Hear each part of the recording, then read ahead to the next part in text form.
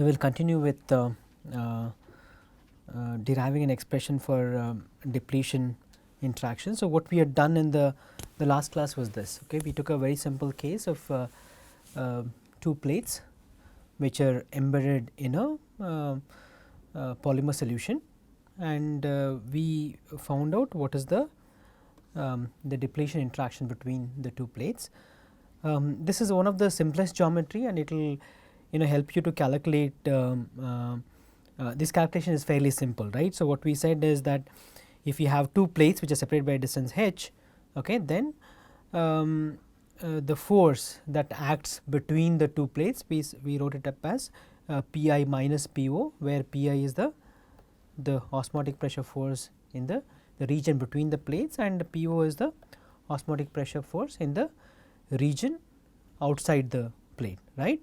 And I mentioned that depending upon whether Pi is equal to Po or Pi is greater than Po or Pi is less than Po, the plates will be pulled towards each other in this case, right. Okay, in this case the plates will be, sorry, not in this case, right. If this is the case, then the plates would be pulled towards each other because the osmotic pressure in the interior is less than the osmotic pressure outside. The plates would attract, right. And if you have a case where Pi is greater than Po, then the plates would be pushed apart, and Pi is equal to Po case, the plates will continue to exist in whatever configuration they are in, right. And now, because we have when we are talking about depletion interaction, we have been saying that when the distance of separation is larger than the size of the the particles in this case, or the polymers in this case, then the depletion forces are 0. That means, in this case Pi is equal to Po, right, when the distance between the plates is much larger than sigma, this Pi is equal to 0, Pi is equal to Po, therefore, the depletion interaction becomes 0. But for any distance which is h less than sigma, your Pi becomes 0, right, Pi becomes 0, therefore, Pi minus Po is equal to minus Po itself, and where Po is the osmotic pressure force, which is governed by the which is determined by the concentration of the polymer that you added to the sample, and that becomes Nb times Kbt, right. That is what we have, that is by the definition of osmotic pressure force, right.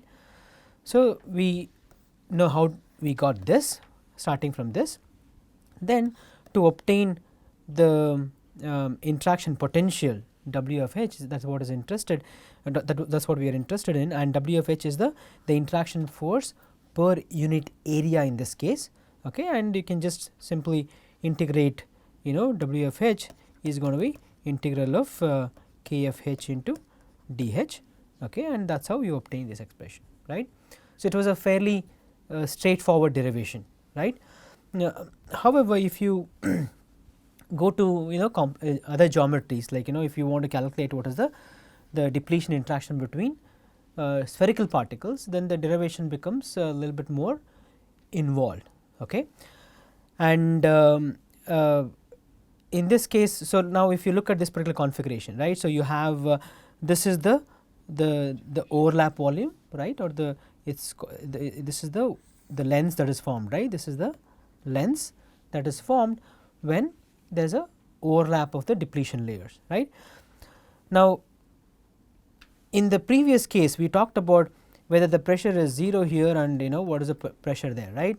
But in this case it turns out that the osmotic pressure force does not act all across the surface. That means, if I take one surface here and one point here and one point here, okay, the concentration of the polymers in this region is going to be same, right. So, that means there is not going to be any osmotic pressure, either attraction or repulsion, because of the imbalance of the osmotic pressure. It won't act. So, it only acts in certain cone, okay, right.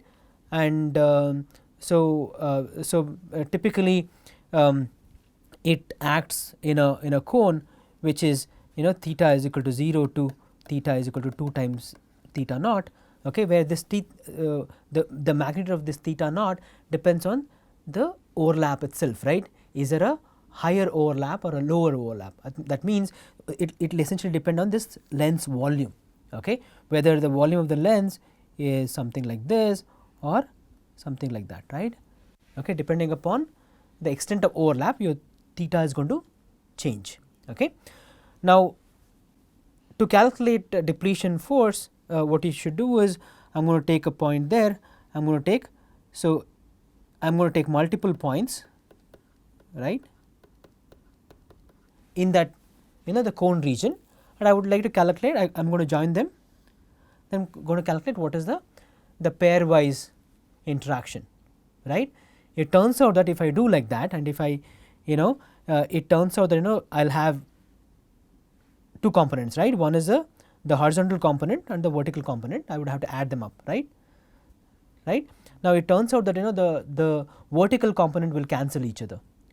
Okay. What I mean by that is, if this is the line of force that connects the two points, so therefore I am going to have a horizontal component which is going to be the cos theta component, and a vertical component that is going to be sin theta component. Okay. Because of the symmetry of the problem, the sin theta component is going to cancel each other. The only contribution that is going to come is going to be because of the cos theta component.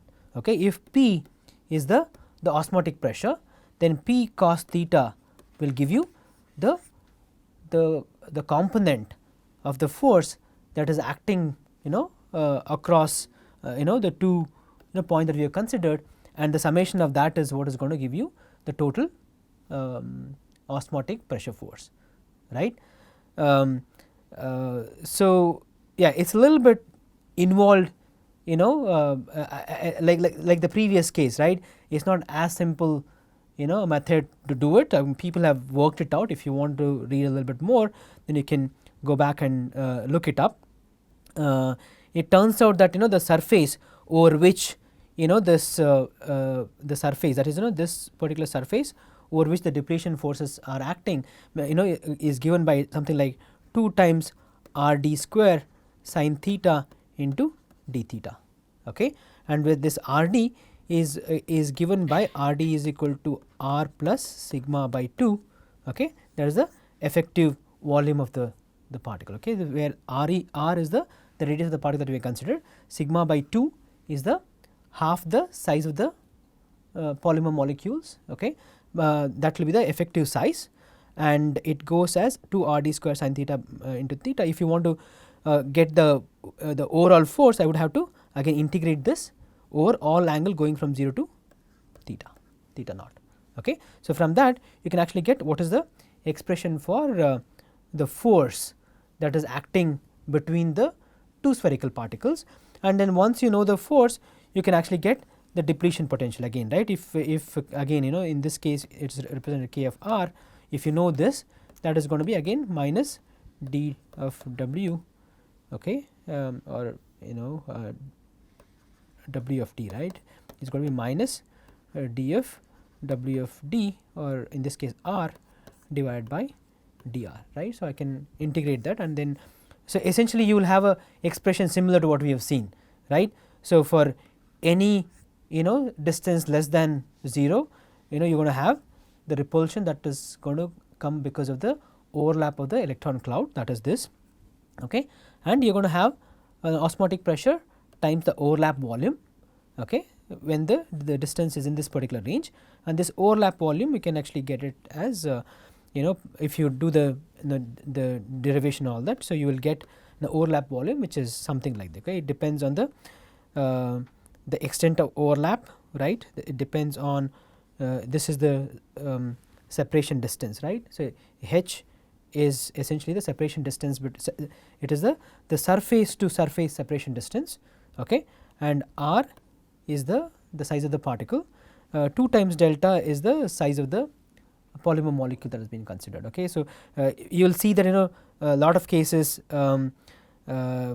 people kind of they use sigma or rg, or so sigma by 2 times sigma is the size in some cases. In some cases you will take the size to be 2 times Rg and stuff like that. Okay, but you just have to look it up, what exactly each of these terms mean. Okay, in this case, 2 times delta is same as sigma. Okay, that is the if you look at this nomenclature, right, sigma is same as 2 times delta. Again, this is going to be sigma itself. Okay, that's the expression. Now, again, so the other way to think about this, calculating overlap volume is going to be, there are expressions available for what is the, so if I have a spherical cap, right, if I have a sphere, okay, if I cut this up, okay, I am going to get what is called as a spherical cap. Okay. Okay. Now, there are expressions that are available for calculating what is the volume of the spherical cap, right. It depends on, this height h, okay, that is this height h. Okay. It depends on what is the when you cut the sphere, you get a circle, right, right. So, a part of a, so you are going to have again a circular surface, that is the area of that circle, right, and h is the separation distance, right. Now, if you look up the depletion volume, what you actually have is 2 spherical caps that are put together, right, 2 spherical caps that are put together. So, there are expressions that are available for calculating how does this the volume of the spherical cap change with the height and the radius of the particle. Okay. And it turns out that of course, in this case this h is going to be the height of the lens that you get, okay, is typically is going to be sigma minus h, right, that is the height of the lens, that is this particular. So, this, okay, the half of this distance is going to be sigma minus h, right. And similarly, there are expressions, you can actually calculate what is going to be the so essentially if I know the extent of overlap, I can actually use an approach like this, where there are expressions available for what is the volume of the lens that is formed between the 2 spherical particles as the particles overlap. Okay. And you can also use an approach like this also to calculate what is the depletion volume, right. So, the important point is, in any calculation that involves depletion interactions, only thing that you have to worry about is how do you get the overlap volume. So, as long as you have a method of obtaining that, okay, and as I said, it is much simpler to get an expression for overlap if you look at simple geometries. Okay. However, for sphere case and for other cases, it becomes a little bit more complicated. Okay. And as long as you have an approach of getting it, that is what will help you to calculate what is the depletion volume. Okay. These are there are some again literature reports where your depletion interaction does depend on the particle geometry, right. So, there are 3 expressions that are given, 2 spherical particles, spherical particle and a plate, and 2 plates. Okay. So, in this case h is the separation distance, h is the separation distance, that is surface to surface separation distance, and Vd is the depletion volume. Okay. Vd is the depletion volume, Rg is the radius of gyration of the polymer that is added, and there is a term called phi PL. Okay. Phi PL, PL stands for polymer, phi is the volume fraction of the polymer that is put. Okay. So, we used to have a n times kBt, right, okay, where n is the number per unit volume, right. So, of course, I can also express n also in terms of the volume fraction of the polymer, right. So, that is phi p, and of course, A is the characteristic dimension of the particle that we are considering. Okay. So, this is expression for sphere, this is sphere plate, and this is for 2 plates. Okay. So, an interesting observation, if you plot these 3 quantities, it turns out that in this case Vd is the depletion potential, right. So, the depletion potential that is scaled with the volume of the polymer, okay, multiplied by kBt, it shows a trend which is like this. Okay. Now, we have mentioned that for any distance greater than 2 times R g, the depletion interactions are okay, not present. Okay. That means, it is essentially 0, but if you look at the distance between okay, 0 okay, to 2 times R g, okay, the trend looks something like this. This is for a sphere case, sphere plate and plate.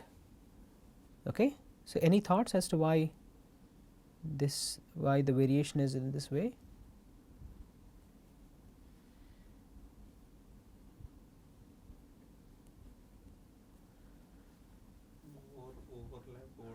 Yeah, right. So, simple explanation is more overlap volume. That means, if I look at two plates like this, if you remember, the entire area between the two plates was contributing to the overlap volume, right.